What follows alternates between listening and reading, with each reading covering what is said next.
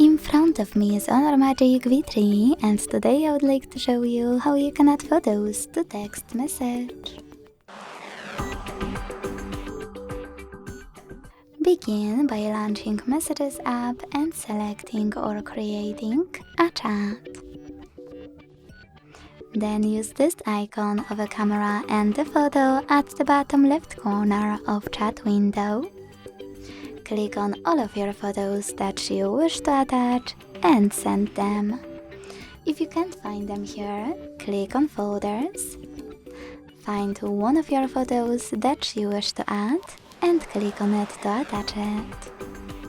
Thanks so much for watching. If you enjoyed this video, leave a like, comment and subscribe.